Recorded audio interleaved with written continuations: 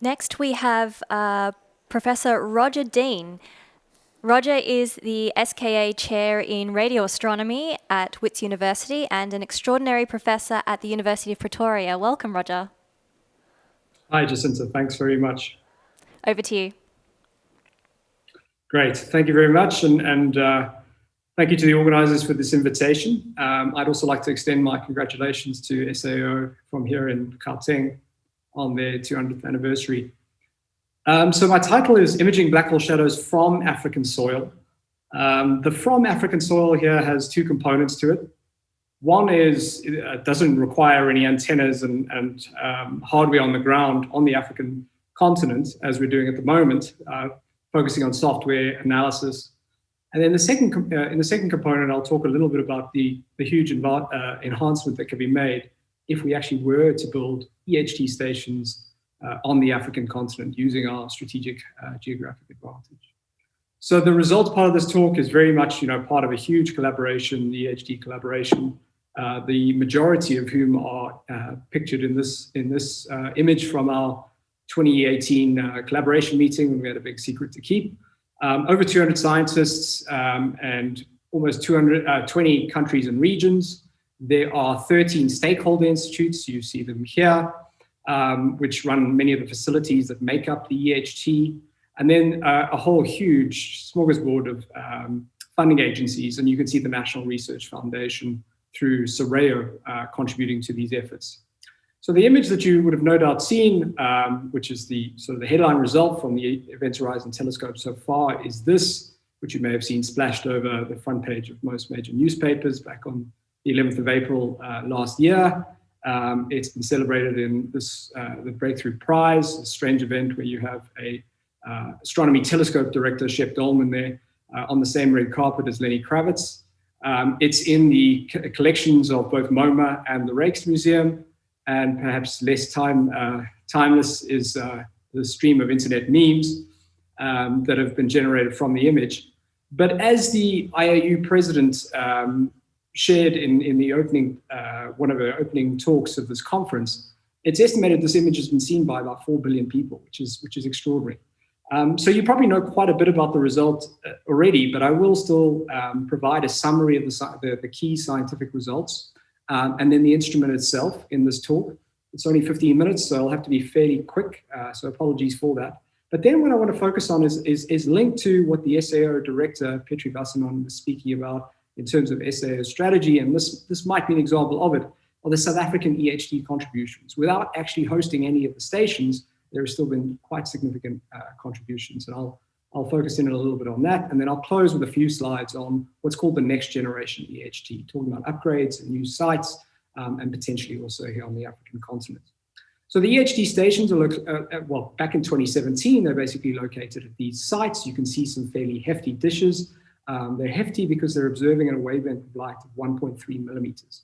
The angular the distance, the maximum baseline is about 10,000 kilometers. So this gets you an angular resolution of around 20 microarc seconds. So it's about 1,000 times better than Hubble and about 1,000,000 times better than Meerkat. So it's fairly remote sites. And the reason why they're remote and they're high is because you basically have to take these hefty several 100-ton antennas as close to space as possible. You want to get above the troposphere, which greatly affects the incoming radiation at a wavelength of 1.3 millimeters. The primary science goal, in a nutshell, there are many, but in a nutshell, it's been to image a black hole shadow. What a black hole shadow is, well, two key concepts you need there. One is light bending around a black hole due to the local curvature of the space-time, due to this very massive object. The other is light captured by the black hole as photons pass the event horizon. And so this animation shows you an example of that. The closer the photons whiz past the black hole, the more their paths are curved. If they get so close, they can actually orbit the black hole for some period of time. But if they cross the black hole, they actually get swallowed up and pass the event horizon and leave this part of the universe. So what you can see there is a brightened set of emission, a photon ring, that is the prediction, and the image that you saw there, that the event horizon, meaning that we think we understand what we're capturing here. So in a nutshell, the EHT is this global network of antennas operating at millimeter frequencies using the power of aperture synthesis to image this orbiting hot plasma in the immediate vicinity of the event horizon of nearby black holes. This is an exceedingly small angular diameter for most black holes. The largest apparent, predicted largest apparent sizes of these two targets, Sagittarius A star, the center of our galaxy, and M87, a nearby elliptical galaxy. These are completely different beasts. So Sagittarius A star is about 1,000 times less massive, but it's about 1,000 times closer. So the angular size is comparable at about 50 microarc seconds. The lower mass black hole is faster, if you will. So the orbital timescales are minutes compared to about weeks. Now, for various reasons I don't have time to go into, M87 was kind of the easier target, even though Sagittarius A star was predicted to be the largest angular shadow size. And this is a beautiful image with the VLT of that elliptical galaxy and some iconic radio images that you see at different spatial scales.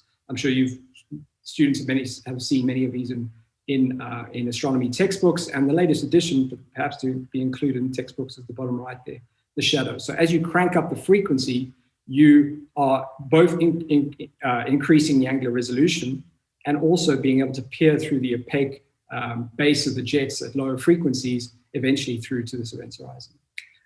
And as Bernie was talking about in his talk, if you look at this with Meerkat, Meerkat is very sensitive to large scale structures, and it's extremely sensitive as it is.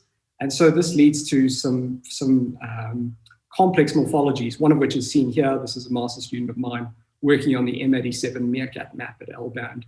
Very complex structure indeed. It's about 300 Jansky, so a very tough source to calibrate and deconvolve.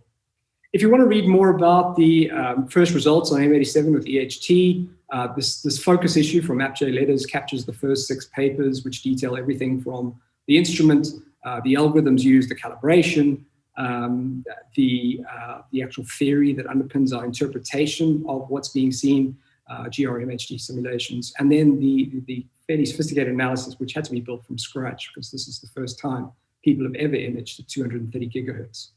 I'll highlight just a few of the results contained within that focus issue. So one is, one image is shown in all the memes and all the front newspapers, but in fact, there were many. So there were many because there were 4 taken during the course of that week in April of 2017. They're not all exactly the same because we had differing station availability, different weather conditions about the different sites, but they're all broadly consistent, which is extremely encouraging. There's a next step now to look at if there's actual variability in the intrinsic structure there. Remember, this is the more massive black hole, so the orbital timescales are of order of weeks. So within our 1 week period, we didn't really expect to see a whole lot of variability. But it'll be interesting to increase that time baseline in the imaging analysis in years to come. And in fact, visibility-only analysis has been used in the past, archival data that wasn't imaging, visibility only, and that suggests that this shadow does wobble around quite a bit. Redundancy has been absolutely key because these techniques are new. So there are 3 imaging algorithms that were used to generate these images, and a consensus image was built from those 3. The one on the left, DiffMap, is 40 years old. It's been used in VLBI for decades and decades. The 2 others are only about 4 years old. Forward modeling, maximum entropy technique, bleeding edge, and really strongly agreeable results. Of course, in an interferometric map, the noise is correlated in the image domain, so you ideally want to do any kind of model fitting in the visibility domain if you can handle the computational expense. And the plot on the right there shows complete consistency within the expected correlations of things like the diameter and the thickness of the ring from a visibility analysis to with that imaging analysis. This is one of those iconic M87 images of the jet at 43 gigahertz, Craig Walker. There's also a beautiful movie of this showing the jet evolution. Now, the EHT image is right at the base of that, but if you compare the large-scale jet orientation, and this is about 17 degrees to the line of sight, the brightening of the ring towards the south is completely consistent with what you would expect here. If you assume, of course, that the jet axis is perpendicular to the black hole spin axis, and then further, if you assume that the accretion flow is co-rotating with the black hole spin, well, then this all fits consistently with the ionized gas that is probed out to a few parsec with optical telescopes. So these are qualitative statements, but they are all bringing through a consistent picture. Another bit of strong consistency that we saw, well, one of the reasons M87 was targeted was because the black hole mass was very well measured, in fact, using stellar kinematics and ionized gas.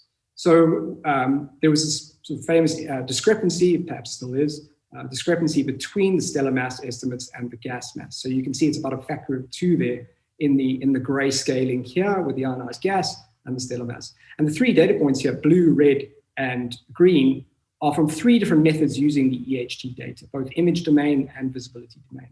And they are completely consistent with the stellar kinematics, which, you could interpret it as, well, stars are effectively gravitational point sources. This is one of the reasons why the Nobel Prize given to the S2 star orbit was such a clean, beautiful experiment, and the gas might be affected by other processes. Okay, so ongoing EHT activities that I can't cover here, but I'll just tell you to stay tuned on. There are images and hopefully movies of Sagittarius A star. There's polarimetry, which will already probe the magnetic field structure in the vicinity of the event horizon, and the accretion flow physics. There's what we call non-horizon science, which is focusing on some very famous targets. A paper on 3C279 was recently published, where we can't resolve the shadow, or we don't think we resolve the shadow, but they are zoomed in beautiful 230 gigahertz images of these very close to the central engine. And then there's obviously multi-wavelength observations going simultaneous, going with the EHT campaign, going from radio through to gamma ray. Okay, so the second part of the talk, I just want to focus on some of the South African EHT-related activity. And my group is specifically focused on what you can think of as sort of instrumental and propagation transfer functions. Everything that happens between the black hole, the light leaving the black hole, and being processed on a machine, everything from the troposphere, interstellar electrons, the wobbling of the dishes, through to our calibration algorithms is what we try and model. So this is a figure from the summary paper, and it basically shows 3 examples on the top panel there of our library of general relativistic magnetohydrodynamical simulations, what we put in the physics and the ingredients of what we think we would see if we were right up close to the black hole, and then propagate that through a whole range of physically modeled tropospheric effects, the best empirical measurements that we have on the instruments and how much they wobble, their primary beams, and then put that through a calibration pipeline as if it were real data. And this was kind of partly inspired. This is a figure I showed back at our EHT collaboration meeting in 2017, where the LIGO experiment was basically injecting fake sources and not telling its collaboration members, just to see how it would react to false positives, and just to kind of just see how the process would unfold, which is pretty mean but pretty critical. And so what we're trying to do is something similar: inject black hole shadows, put in as realistic effects as possible, and see what's detected, how well calibration pipelines form, and then what the biases might be compared to what we know to be the ground truth. So this is a bit more complicated than just putting in than using a paintbrush. This is several years of work, starting with the Soreo-funded master's student Tarek Blecho, who wrote Mexilowet version 1. Mexilowet version 2 has now been completely refactored by Indian Ryan, who's also been Soreo-funded postdoc. Now Wits and Soreo. The team is growing. Tarek has subsequently moved on to a PhD, about to submit his PhD on meerkat gravitational lensing, but we have Heinrich van der Venter working on Bayesian inference for the EHT, and Michaela Menegaldo working on unsupervised learning. Just for interest's sake, another Soreo-funded student for his PhD at Stellenbosch in engineering, Andre Young, has gone on to be a key EHT member. So just to show how expertise developed here in South Africa are propagating into international experiments. Another big focus that we put on is the Bayesian inference, we have this simulation engine partly so that we are best placed to actually constrain the parameters of EHG observations. So there's a huge work going on here, led by Indian Natarayan of Vincent Soraya, who is working on this has to be really fast because the data sets are really large.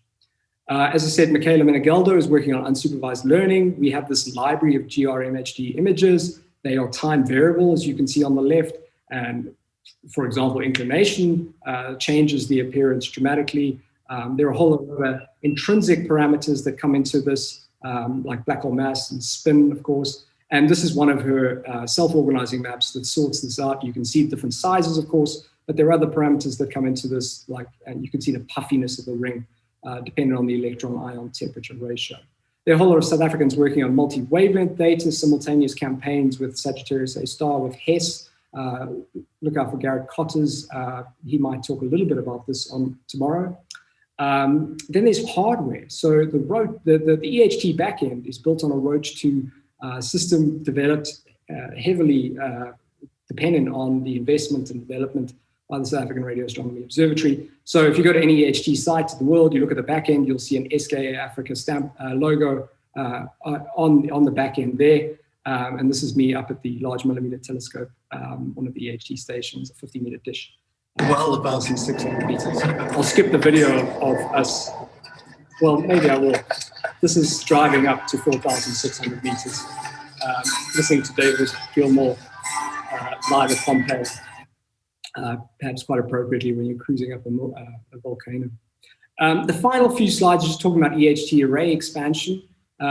So in the yellow year, you see the stations that were available in 2017 for that image. And the following year, in orange were new stations, and then planned possible stations in the future with the so-called next generation EHT on turquoise. And you can see one of those in Namibia, the Gamsberg, which was, as David Buckley said, a possible salt site. But you'll hear more on what's known as the African Millimeter Telescope tomorrow from Michael Bakkes. But just to give you a sense of the improvement of the imaging there, on the left you see the ground truth. In the middle you see what we could perform with our 2017 array, and there are remarkable improvements with the NGEHT on a timescale of 5 to 10 years. If we look at orbiting hotspots, you can see here, this is barely discernible with the EHT 2017 array, but you can actually track that hotspot with the NGEHT. Another interesting point and development that's been coming out is potentially having EHT stations at lower sites. This is a hardware and a technique pioneered by the Korean VLBI network, with having multi-channel receivers, where you have simultaneous bands from 22 gigahertz up to 150, all observing at the same time. And you use the lower frequencies to increase the coherence length of the higher frequencies. And you can think of that as basically improving your site quality and its weather and the altitude up to which you need to lug several hundred ton antennas. So I'll close just with two slides. One is this beautiful image of Meerkat of the galactic center is so wonderful because, yes, we have many, many dishes, 64. Yes, it's supremely sensitive and well engineered. But another thing is it's right up above. And so with interferometric maps, that makes it far easier to image. So absolutely the same is true of the black hole in the center of that image, Sagittarius A star, and absolutely a reason why we would have such a strong geographic advantage if we were to place EHT stations on the African continent. So what you're seeing in the bottom left there is a simulation with time in hours, minutes, and seconds of what Sagittarius A star might look like. And this is essentially performing general relativistic tests on minute to hour timescales. It's potentially a general relativistic laboratory like no other, and one that Africa can absolutely play a huge role in. So my summary slide, I'll leave up there, other than to say the EHT has achieved its primary goal, but there is a lot more to come. And I will close with the second last bullet point, which ties into some of the thinking here. And now that we have a huge base of expertise from various flagship projects, in the EHT case, we didn't have an existing millimeter telescope or millimeter VLBI community. But still, we were able to leverage off expertise developed in the NearCap project to participate at both a hardware, software, and scientific level more than people may actually realize. So if Khotso Mokele and Rob Adam were to write an updated version of the 1996 white paper, I don't want to put words in their mouth, but perhaps they might ask not only what geographic advantage can do for you, but what you can do for your geographic advantage. And with that, I'll close. Thank you, Roger. Excellent talk, and yeah, very inspirational stuff. A lot of exciting stuff to come in the future.